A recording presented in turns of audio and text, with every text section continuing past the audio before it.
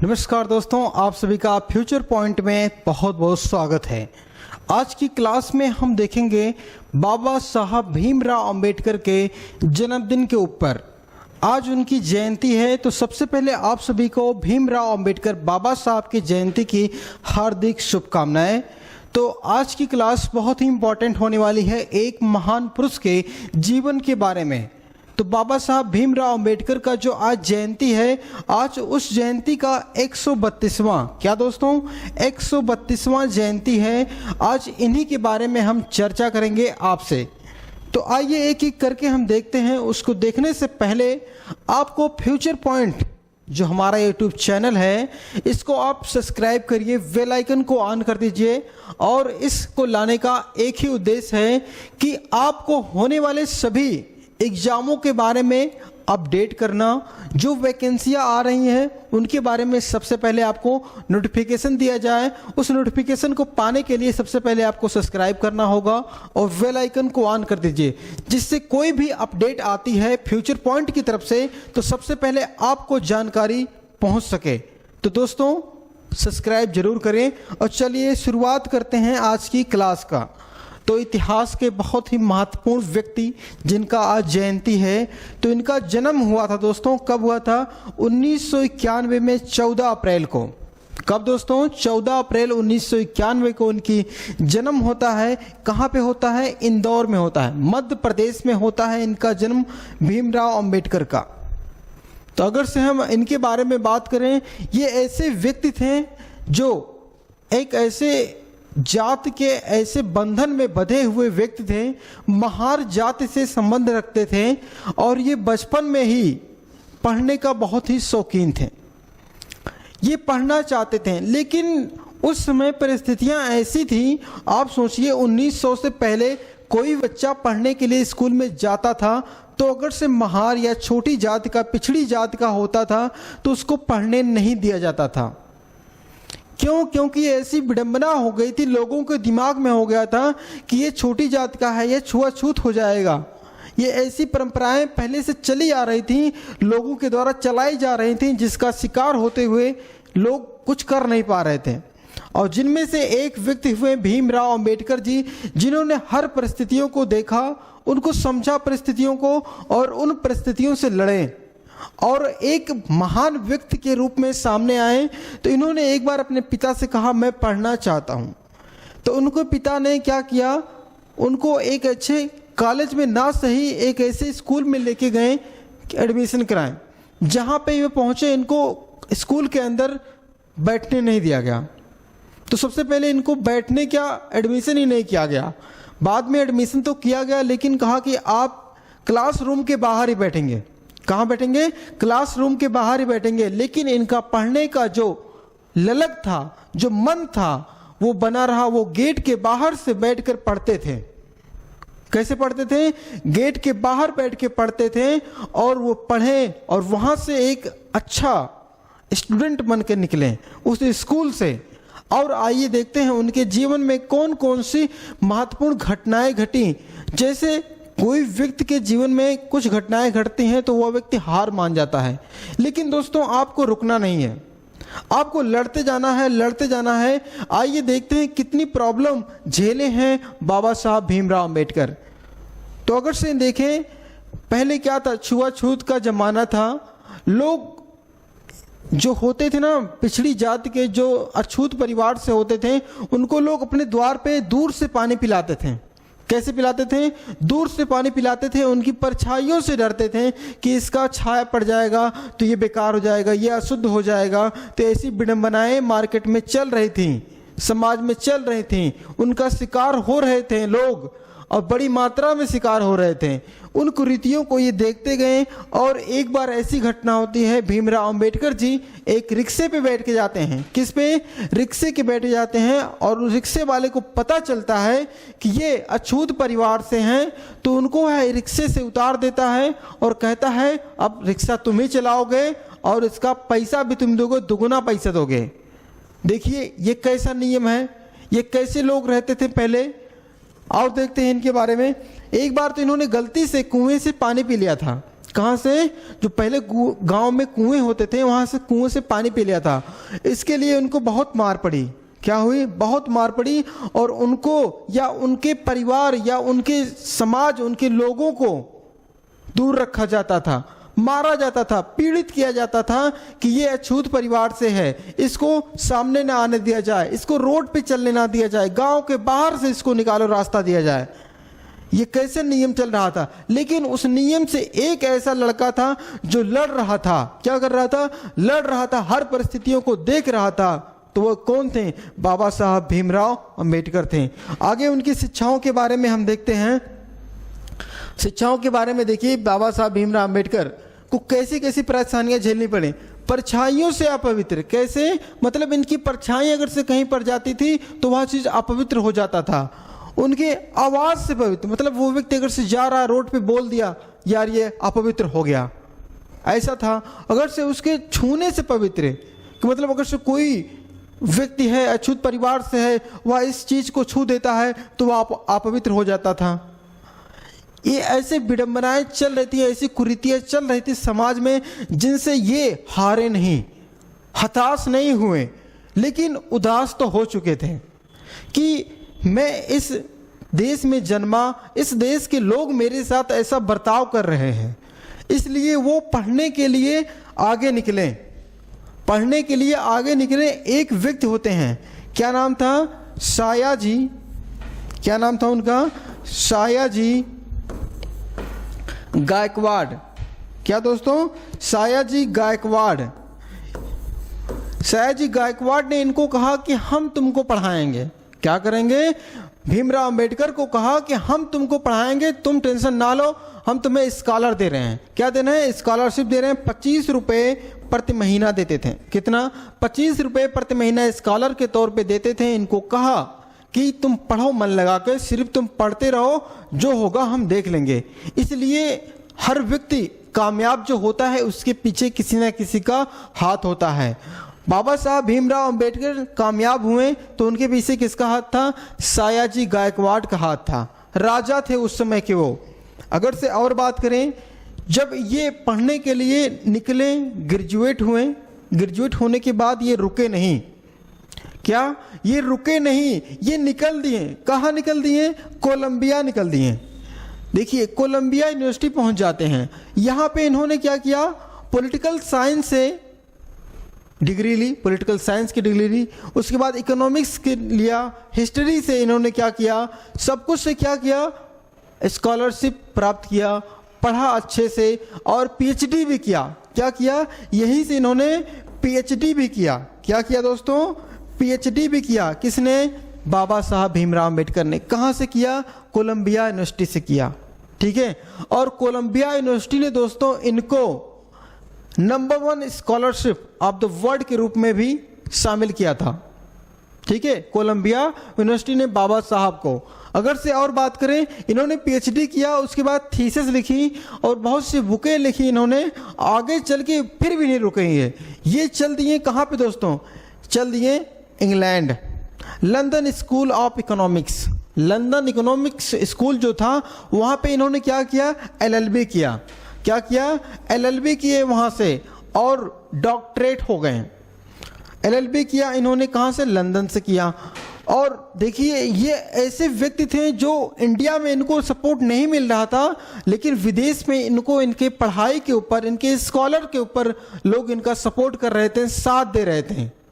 ठीक है। आगे हम देखें, उसके बाद जब इनकी शिक्षा समाप्त होती है तब ये आते हैं इंडिया में।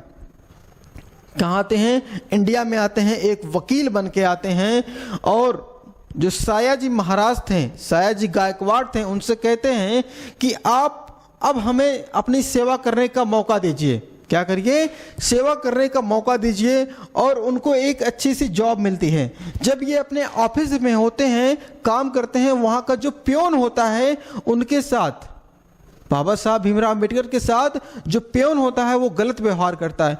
फाइलों को छूता नहीं था, दूर से फेंकता था, कहता था लो तुम अछूत परिवार से हो, भले से तुम बड़े बन गए हो लेकिन हो तो अछूत। ऐसे लोग होते थे। उनको वहाँ पे खाना नहीं मिलता था, बाहर जाके खाते थे। कुएं से पानी भी अभी पीने को नहीं मिल रहा था। फिर भी वो हो गए थे, एडवोकेट हो गए थे, लेकिन पानी पीने को नहीं मिल रहा था। ऐसी कुरीतियां बनी रही।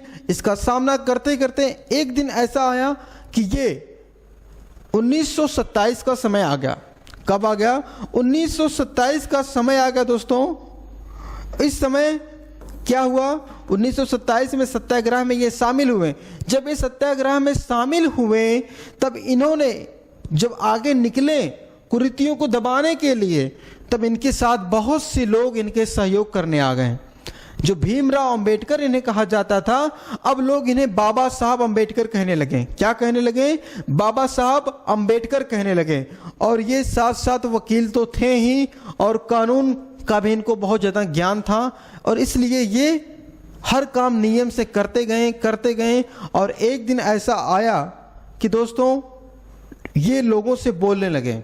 क्या कहने लगे? कि कहने लगे मैं देश के कमज़ोर हिस्से को उठाना चाहता हूँ, यह मेरी जिम्मेदारी है कि मैं, देखो सपोर्ट तो उसी को करते हैं। अगर से आप भी देखें, क्लास में देखें, कोई अच्छा बच्चा है, पढ़ने में अच्छा है, तो उसका सपोर्ट सब करते हैं। अब वही बात चल रही थी समाज में, जो ऊंचे क्लास के लोग होते थे उनका सपोर्ट तो सब करते थे, लेकिन इनका जो क्या काम था, ये कमज़ोर वर्ग को उठाना चाहते थे। ये बहुत बड़ी बात होती है, कमज़ोर स्टूडेंट को उठाना बहुत बड़ी बात होती है। ये कमज़ोर जाति के हिस्से को उठाना चाहते थे बाबा साहब भीमराव अंबेडकर। इनके बारे में अगर से और हम कहें, तब एक समय आ गया था दोस्तों 24 सितंबर 1932 का समय। अब आ गया था पूना पैक्ट। कौन सा pact? Poona pact.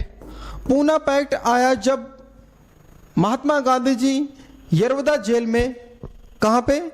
Yerawada jail में बंद थे। अब जब जेल में बंद थे तब अंबेडकर जी क्या कह रहे थे कि हम दलितों को एक अलग से समाज में दर्जा मिलना चाहिए, हमें अलग से वोट देने का अधिकार होना चाहिए, हमारी एक अलग से क्या होनी चाहिए? पहचान होनी चाहिए, अलग से वोट हम दे सकें। जब हमको अलग किया गया है तो हमको ये सब चीज़ें दे दीजिए। लेकिन गांधी जी बोले कि मैं भारत को तोड़ना नहीं चाहता हूं। क्या करना चाहता हूं? मैं भारत को एक रखना चाहता हूं, मैं आपकी बात को नहीं मानूंगा। तब महात्मा गांधी जी ने एक बात कही थी। तो दोस्तों इन्होंने जो इलेक्शन होना चाहिए था, इन्हें मांग कर रहे थे बाबा साहब, तो कुछ हिस्सों में इनको छूट दिया गया। क्या छूट दिया गया? जैसे जो होता था,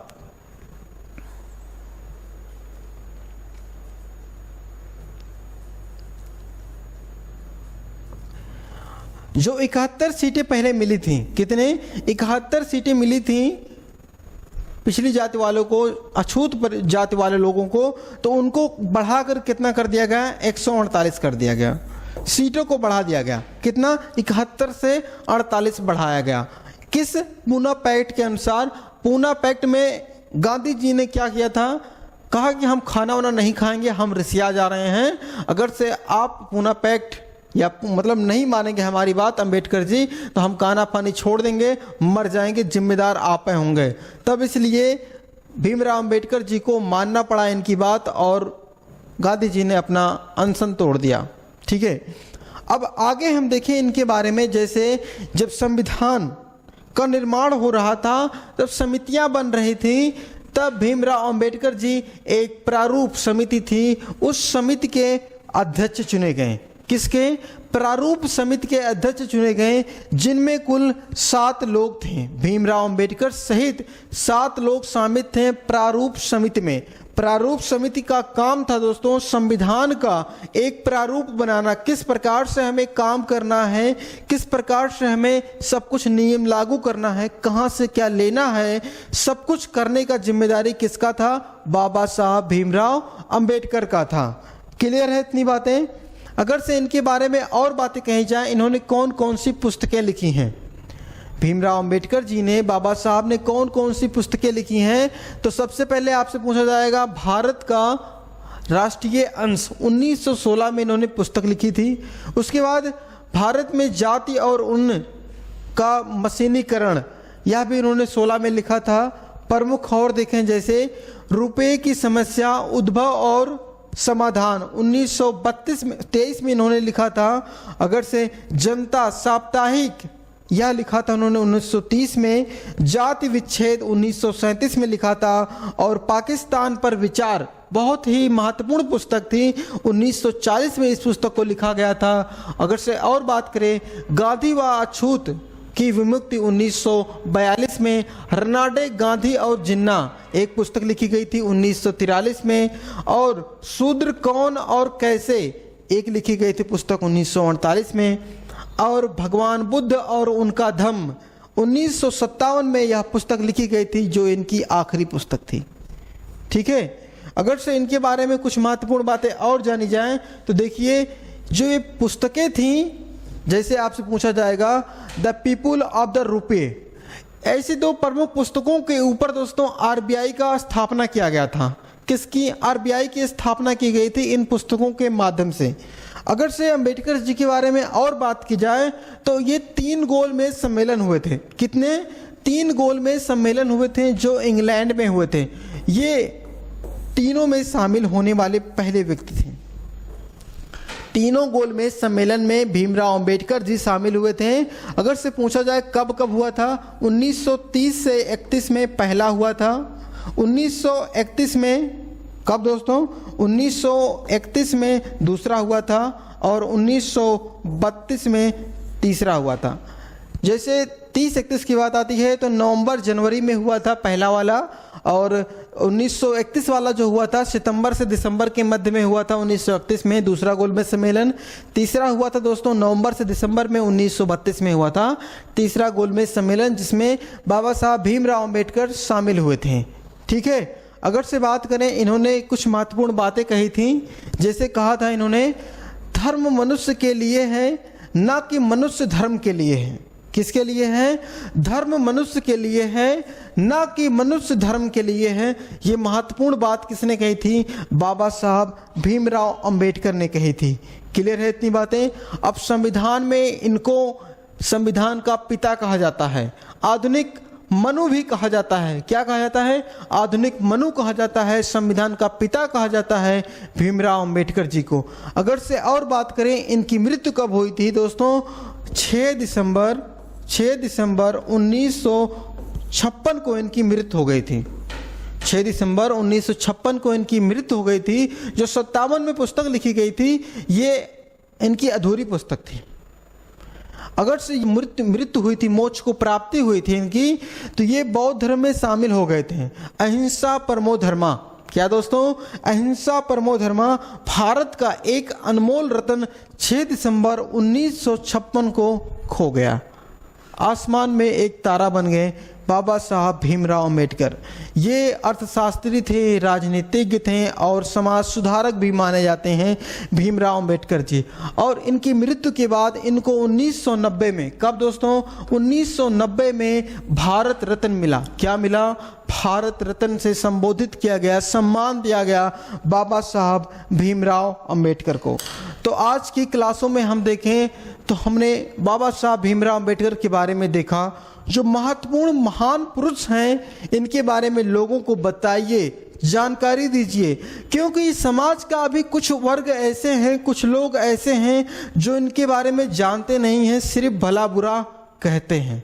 जो कहने वाले हैं उनके पास वीडियो को शेयर करिए और कहिए वीडियो को देखें, कैसी प्रॉब्लम होती है, कैसे सलूशन निकलता है, सब कुछ आपको इसी वीडियो में मिल गया है। तो बने रहने के लिए नमस्कार, धन्यवाद, थैंक यू।